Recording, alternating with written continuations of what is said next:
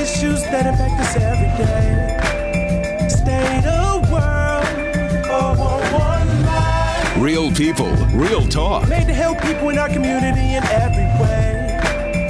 For your girl, 411 Live. We all have tragedies in our lives, difficulties, major challenges. The thing of it is, what do you do when you come out of those things? Even trauma. For some people, they put it behind themselves and they don't want to think about it. Put it as far back as possible. Then there are other people who look at what they went through and seek what they can learn from it. Then they take what they learned to help others.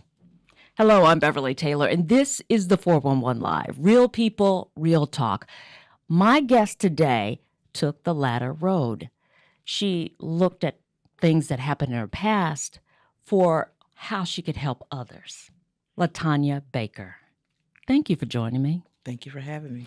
LaTonya is the CEO of GOE Trendsetters. GOE standing for Generation of Excellence, right? That's correct. Do you say GOE or do you say go? GOE. Okay, Yeah. great. I like the title. I like what Generation of Excellence. That says a whole lot right there. Thank you. Now, you started this agency focused primarily on prenatal care, right? That's correct. Why did you do that? You know, because we're in Milwaukee, and the infant mortality rate, the maternal mortality rate, just terrible. Is that what kind of pushed you in this field, or was there something else? It was something else. My sister was actually working as a prenatal care coordinator, and she was like, you know what, I think this is something that you may like doing. You're always giving resources, so why don't you check it out? So she showed me how to actually sign people up for the program. Started off with about 5 women, because at the time I was working at a daycare, and that 5 grew to about 25 in less than 30 days. And I Oh, was wow. like, whoa. And it was all word of mouth, just all my clients telling other clients like, hey, I'm getting some help and this and that. And then I started doing the research on why the program was even developed. And it made me think about years ago, I think I was probably about maybe 17 at the time when I had my first child. And there were a lot of babies ending up in garbage cans. Because women did not, they were either embarrassed about being pregnant, they didn't have the tools or resources to go to someone about adoption, about abortion, or just about their choices or options. And it made me think about that, and I was like, whoa, something has to be done about this. And Okay, I got to stop you right there. So when you say garbage cans, are you talking about literal or figuratively? oh no, garbage cans. It was around the time that Tupac came out with the song "Brenda Had a Baby." In Milwaukee, I remember even on Center Street, it was like around 22nd and Center, a friend of mine had just moved into a house over there, and they found the baby in a garbage can. A young lady had given herself an abortion at home. So I remember there were so many stories going on at that time about finding babies in garbage cans, because people were going to people's houses to have abortions at home, where they were doing it themselves. Oh my gosh. I didn't realize that. Oh yeah. And that was the first thing that came to mind when I heard about infant mortality and the increase in the state of Wisconsin. Yeah. Yeah. So with the prenatal care that you were providing and people were coming to you, what were they saying?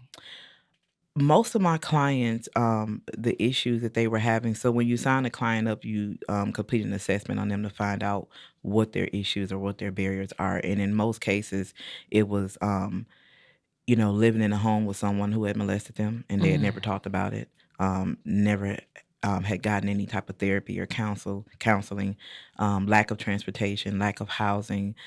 We assume that because someone has insurance that they are knowledgeable about finding a good doctor.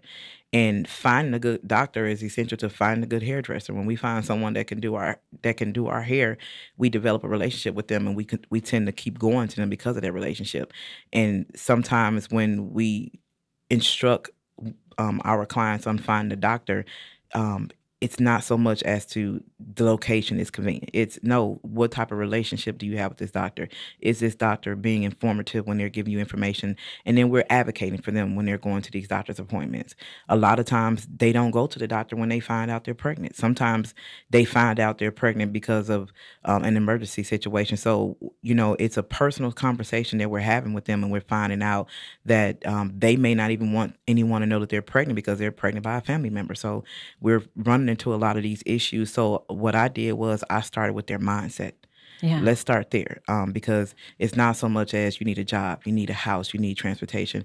Where's your mindset, and what can we do to modify that first, and then we can start looking at some of these other goals that need to be accomplished. I like what you were talking about, advocating with them or for them with their physician, because it makes me think of Serena Williams when she went through her pregnancy and she was complaining and people were kind of ignoring what she was saying and then finding out that she was really sick. Sometimes they're not heard. Black women aren't heard. So that is tremendous. Now, so you take that and then you, well, let me ask you, we had the pandemic. How did that affect you?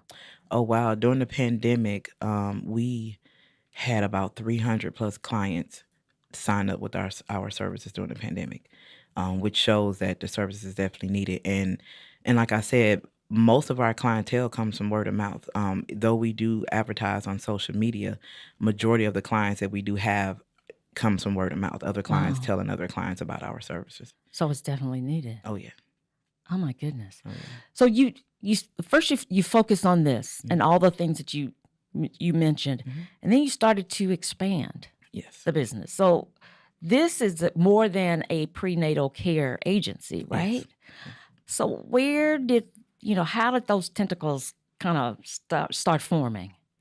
I consider us to be the people's agency. Okay. I stopped even referring to our agency as a prenatal care agency because we provide so many services. Being that we saw so many people were facing so many housing issues, we opened up a transitional living home. So we've ran our transitional living home for 2 years now with no funding. We have such an amazing staff that our staff comes and they just volunteer at the house. And we open it up for our clients, but we've actually housed clients who are not our clients as well. And basically what we do is we take them in, we provide housing, we provide financial education, home economics, classes that were taken out of NPS. So we provide those type of classes. We teach them how to balance a checkbook, how to create a grocery store list, how to do couponing, and we establish relationships with them. And even though they're our clients, it allows for us to really, really, really get to know them on a one-on-one basis. And their coordinators actually come to the house and they spend time with them. We actually have an in-house counselor, a life coach. And a lot of the women, they don't have much of a support system. We are all that they have. And being that I was once homeless before, it gave me an opportunity to sit down with some of these women and say, hey, I was once you, and this does not have to be you. So we were able to open 3 additional locations. We have one on the south side, one off of Mayfair Road. We just opened that about maybe 5 months ago. Right. And then our corporate office is off of Mill Road, and then we're opening up our second transitional living home. Okay. So now these women, they are unable to pay? I mean, where does your funding come from? We don't have any funding. Like I said, it's our staff that volunteers. Hopefully we'll have funding coming soon now that we have a grant writer on staff. But a lot of it, again, is just our staff caring for the clients. They come in. We have one person on payroll that works the morning shift. Then our afternoon, our evening shift is just staff volunteering just to come by and just checking on the women. Wow. Yeah. Wow, that's incredible. At the beginning, I was talking about using your past life experiences, and learning from it, and then helping others. That whole thing that you're talking about, kind of nurturing the whole person. When we talked, yesterday, day before yesterday, we were talking about your mom. Yes. And what happened with your mom. And how that evolved into other things. Tell me about your mom, first of all. Oh, wow. My mom was amazing. I'm grateful that when she passed, it was unexpected. Let me just start there. And I used to hear my mom say, when I go, I want to go like my mother did. And I never paid it much attention. I didn't know what she meant by that. And when she passed unexpected, it was in her sleep. And to get that call at almost 4 o'clock in the morning from my sister screaming in my ear, it was just like, no, I know you're not telling me this, because we have a plan, but then God has a different plan. So my Yeah. plan was, when I get rich and make all this money, I'm gonna buy my mom a house, and I'm gonna take care of her, and this, that. And God was like, yeah, nah, that's not how it's gonna happen. So when she passed, I was so upset. I was angry. Yeah. I was just like, you took the best thing that ever happened to me. And it was almost like I wanted to square up with God. Like, I'm like, show your face. You took the best thing that ever happened to me. So I was angry for a very long time, and I was hurt. And it got to the point that I didn't even want to wake up. I'm like, you took her while she was in her sleep, take me. And then it got to the point that I was scared to go to sleep. So I decided to live. I'm like, you know what? She wouldn't want me to live like this. Let me not allow her death to go in vain. So I started just researching my family history, because I found out that her mother passed in her sleep and her mother's mother passed in her sleep. So now there's 3 generations of women who all passed in their sleep from symptoms that I have: obesity, stress, hypertension, and sleep apnea. I was just diagnosed with that. My mom was just diagnosed with that, and I was like, "Oh yeah, I got to do something about this." Yeah. And it didn't happen overnight. It took, some praying. It took more research. It took me being disciplined, and just saying, you know what, let me just really break this cycle. I'm a firm believer that every generation is supposed to get better, not stay the same. That's good. So I decided to break the cycle, and I wrote on a sticky note in 2016. She passed in 2012, and in 2016, I wrote on a sticky note that I'm breaking cycles. And our fashion show was titled Breaking the Cycle. And I've just been on this amazing journey ever since. Oh, wow.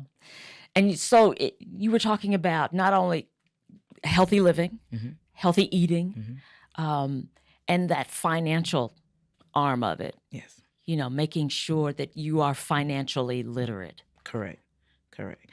When my mother passed, we were kind of going through her house, packing some things up.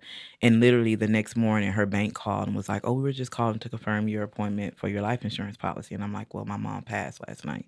So she had life insurance, but she let it lapse. And we didn't know that.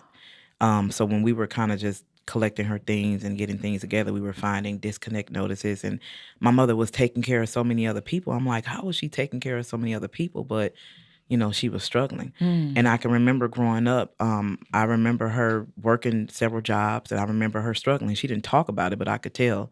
And it's not like we were poor, but we didn't have a lot of things that I saw other people have. She did the best that she could. So I thought that's what it took to be an adult. You're supposed to live check to check. You're supposed to work several jobs, and you're supposed to barely have enough. So that's what I grew up doing. And I found myself living just like her.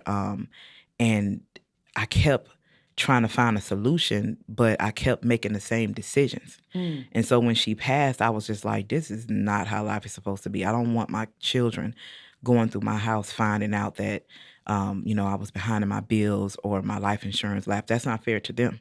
And then I need to show them how it's supposed to be done. And again, it didn't happen overnight. It took dedication. It took me really reteaching myself. And though my mother was a wonderful person, she was just a product of her environment. She wasn't taught that.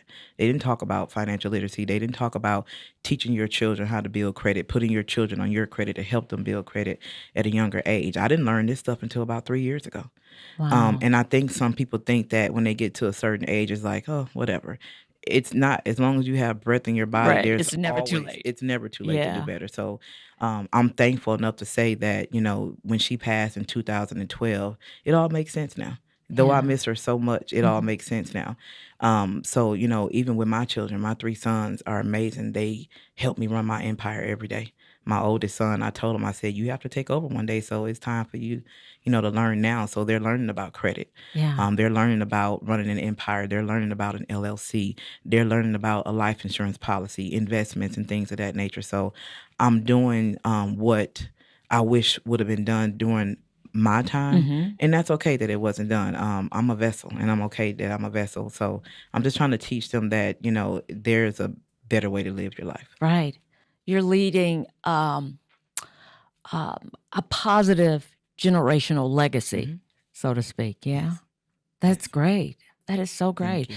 And so you are plugging what you learned into this business Yes. and, leaving a legacy with these clients. Yes. Are they like sponges? Yes, and we have clients who have some amazing success stories.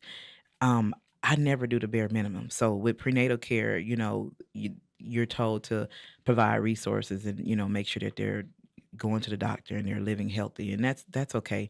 But we took a notch higher, and one of our clients actually wrote a book.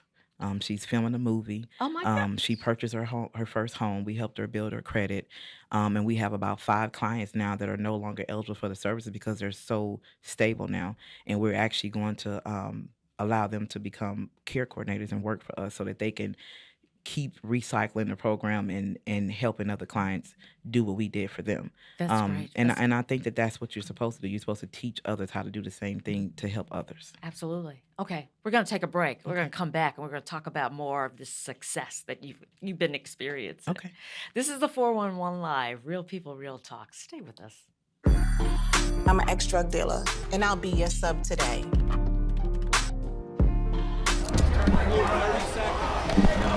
2 milligrams of fentanyl can be lethal. A lethal dose is in here. Who gets it, I won't know. It's cheap, it's potent, and it's profitable. The sad reality is fentanyl is being mixed into everything now. More kitchen now. Part-time job, full-time hustle, all-time Shiro to all of us. You nurture, we listen. You teach, we thrive. You lift our spirits, but we've got to lay down the truth. It's time for you, our Shiro, to stretch for the stars. A free online chat can give you the personalized tips you need to start boosting your retirement savings today. Start saving more for retirement so you can feel prepared and live your life to the fullest. Visit aceyourretirement.org. And welcome back to the 411 Live. I am talking to LaTonya Baker, and she's telling us some wonderful success stories from your business. And you were talking about your clients, an author, buying a house, people, progressing, and now they're coming back to be caregivers or helping the other ladies that might come through. Did you expect it to flourish like this? Not like this. No. I knew that it was going to be big, but I didn't expect it. I'm not even going to say expect it. I didn't realize it was going to be this big because I learned how to not ask God for small things. I settled for so long in my life. I started asking God for big things. And it's funny because when I met my amazing brand manager, Kev, we talked about our first project together and the song Jacqueline Carr, Major. I was like, when I hear that song, I can see myself with my hands lifted up and I can see myself going in a circle in a dream. And ever since he and I met, he was like, everything you do is going to be major. So Wow. it just all makes sense now. I ended up just trusting the process. That's good. That's good. Talking about, and this is getting deep, so if I get into territory you don't want to talk about, you let me know, okay? You were talking about some of the women and what they're facing. Some of them are coming out of traumatic experiences, which can make a person feel stuck, right? How do you push them or help them through that? Transparency. I'm always transparent with them.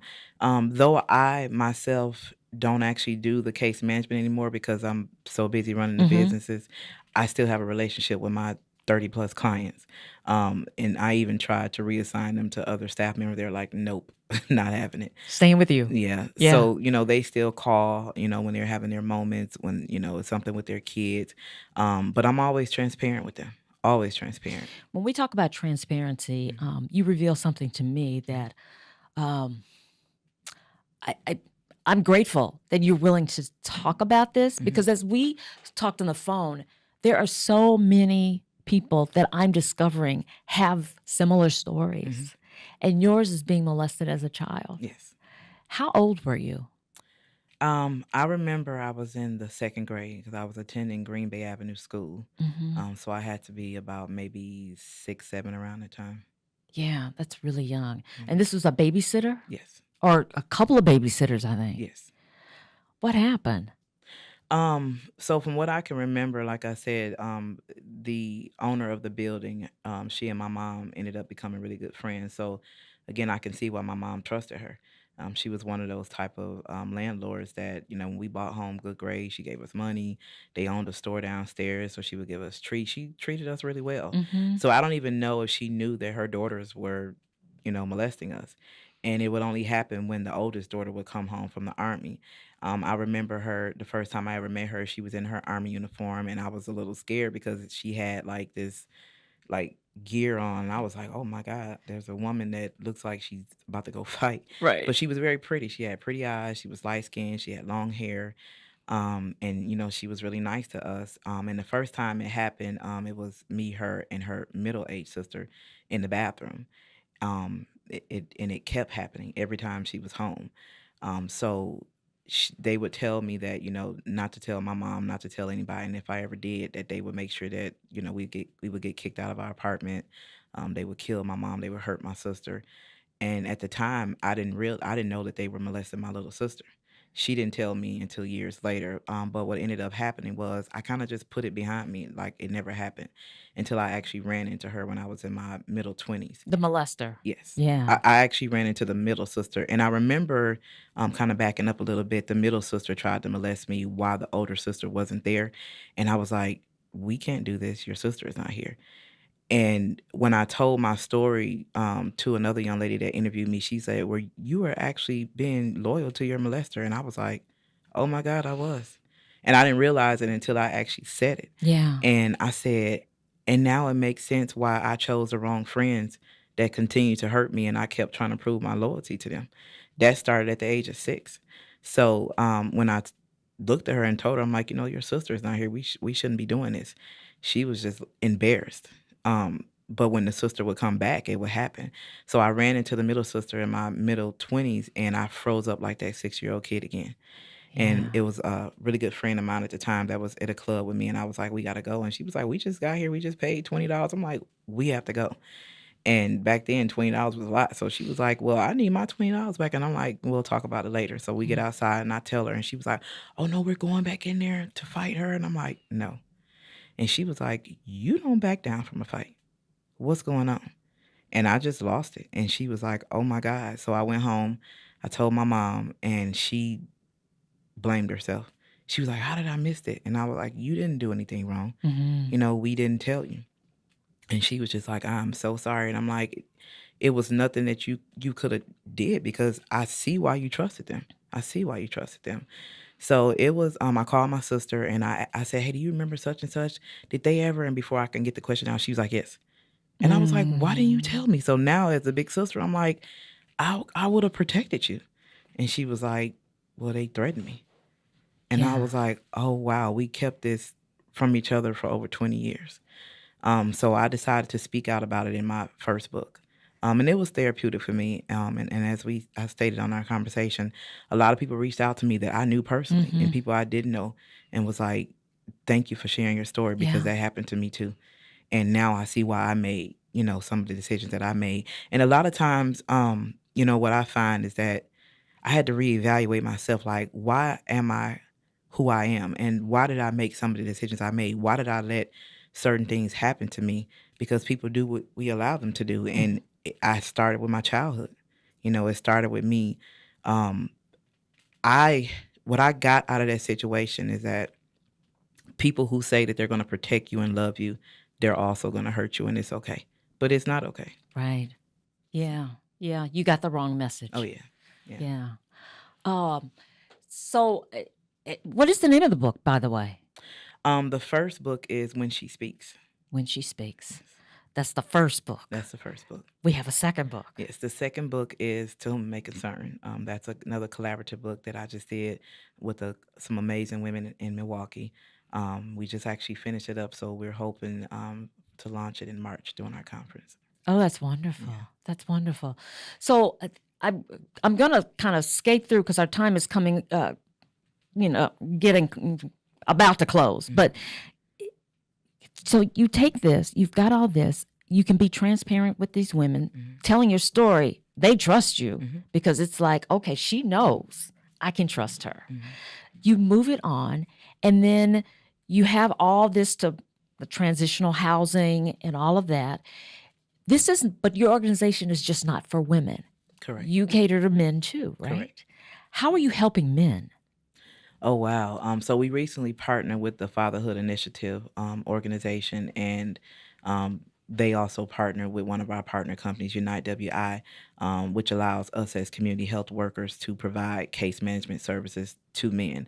So same thing with the women. We complete an assessment and we find out, what their barriers are, and we assist them accordingly. And I'm proud to say that my son is the leading care coordinator assisting men in Wisconsin, and it's therapeutic to him.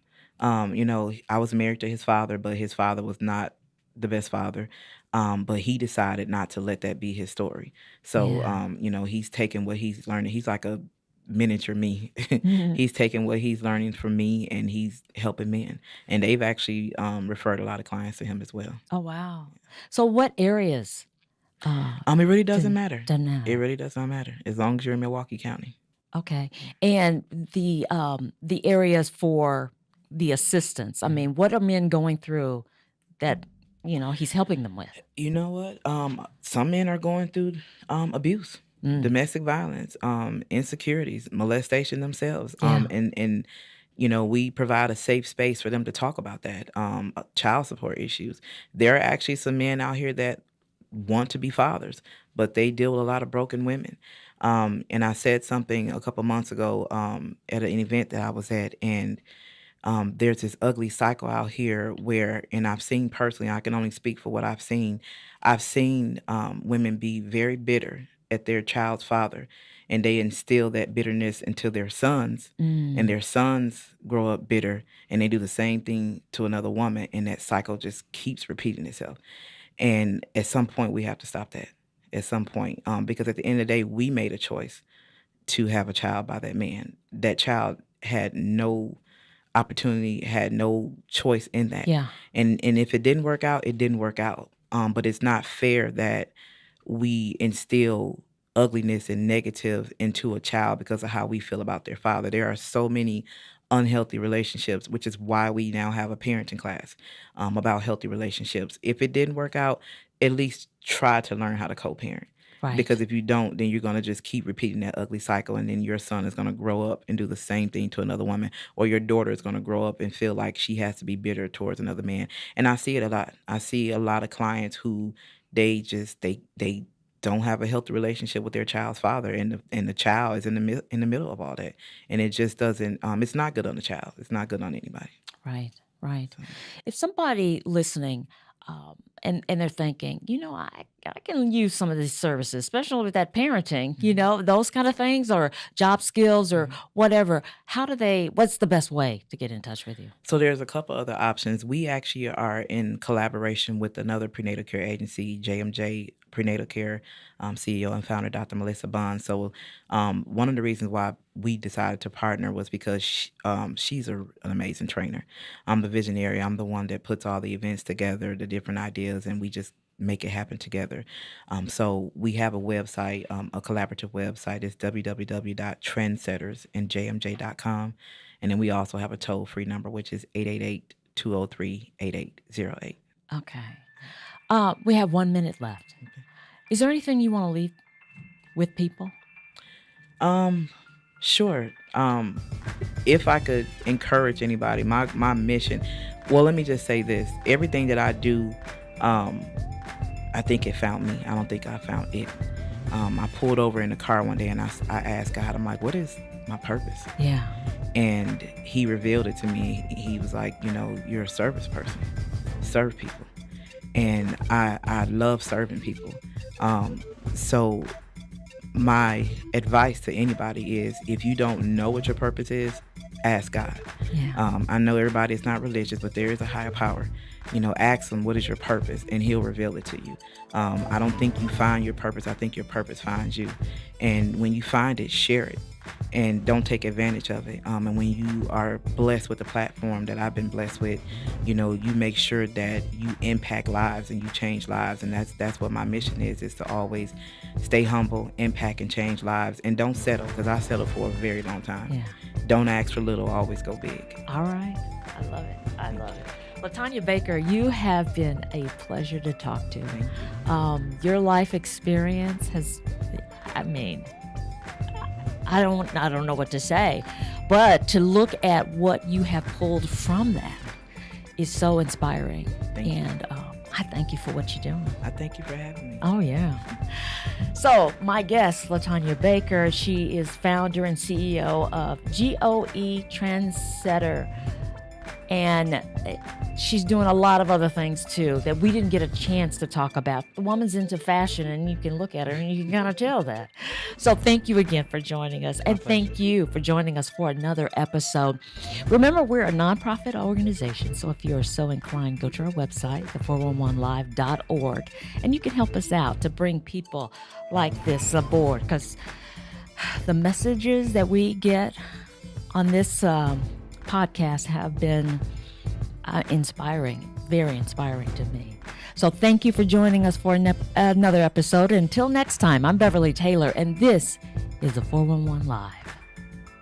If you would like to check out past episodes, there are many ways. Go to your favorite podcast platform. Follow us on Twitter and Instagram. Like and watch us on Facebook. Watch and subscribe to our YouTube channel. And if you have suggestions for future episodes, go to our website, the411live.org.